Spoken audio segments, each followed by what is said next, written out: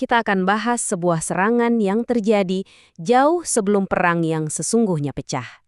Kebayang nggak, sebuah negara bisa kalah sebelum perangnya benar-benar mulai? Ini bukan skenario film atau teori konspirasi loh. Ini adalah kenyataan pahit di era modern kita. Sebuah konsep di mana pertempuran itu bisa dimenangkan atau ya dikalahkan, bahkan sebelum ada satu peluru pun yang ditembak.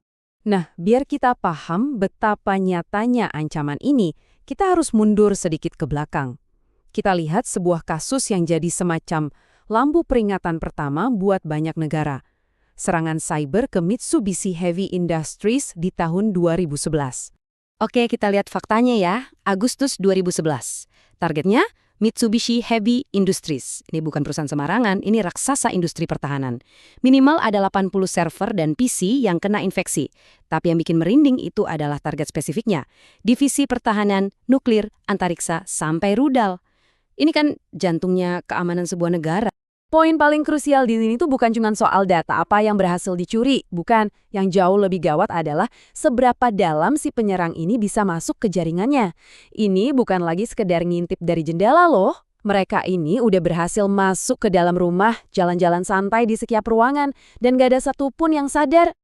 Oke, sekarang kita coba bedah lebih dalam. Gimana sih caranya mereka bisa melakukan itu? Kok bisa mereka bergerak senyap gitu di dalam jaringan yang seharusnya super aman? Nah, kuncinya ada di teknik yang namanya pergerakan lateral.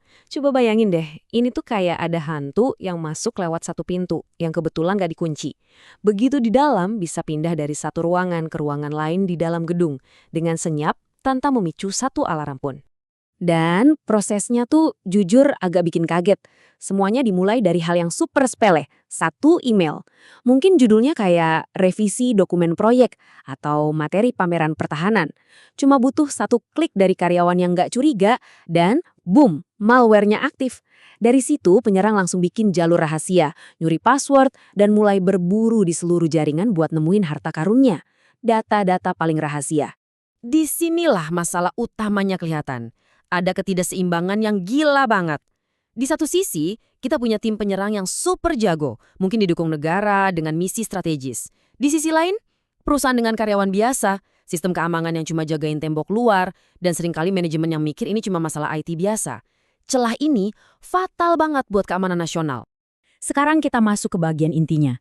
Tujuan asli serangan ini ternyata jauh lebih ngeri daripada sekedar nyolong data atau cetak biru. Coba kita lihat bedanya ya. Mencuri cetak biru itu satu hal. Tapi yang mereka lakukan ini namanya pencurian mendalam. Jadi mereka bukan cuma ngambil gambar jadinya aja. Tapi mereka ngambil filosofi desainnya. Kenapa sistem pendinginnya dibuat begini? Apa aja sih laporan bug dan titik lemahnya? Gimana sistem cadangannya kerja? Nah ini yang jauh lebih berbahaya. Dan inilah poin utamanya. Serangan ini tujuannya adalah untuk mempelajari cara membunuh senjata itu.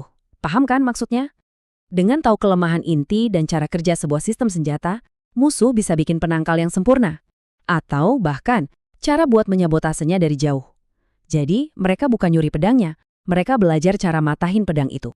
Satu hal yang penting banget buat kita sadari, insiden MHI ini bukan kejadian tunggal yang udah lewat begitu aja. Bukan. Ini tuh kayak tembakan pembuka di sebuah medan perang yang benar-benar baru, yang sunyi dan gak kelihatan. Dan kalau kita lihat, sejak 2011 itu serangan model begini terus-terusan terjadi. Sektor pertahanan jadi target utama, disusul antariksa dan nuklir. Tapi jujur aja ya, apa yang kita tahu secara publik ini kemungkinan besar cuma puncak gunung es. Angka sebenarnya diperkirakan ada puluhan atau bahkan mungkin ratusan serangan serupa yang nggak pernah masuk berita atau dilaporkan ke publik. Jadi skala masalahnya itu jauh lebih besar daripada yang kita bayangkan. Jadi, kenapa bisa kejadian? Waktu itu, banyak organisasi di Jepang punya 3 kelemahan struktural yang fatal. Pertama, jaringan internalnya terlalu terbuka. Jadi sekali masuk, penyerang bisa kemana-mana. Kedua, izin aksesnya longgar banget. Terlalu banyak orang punya kunci ke semua ruangan.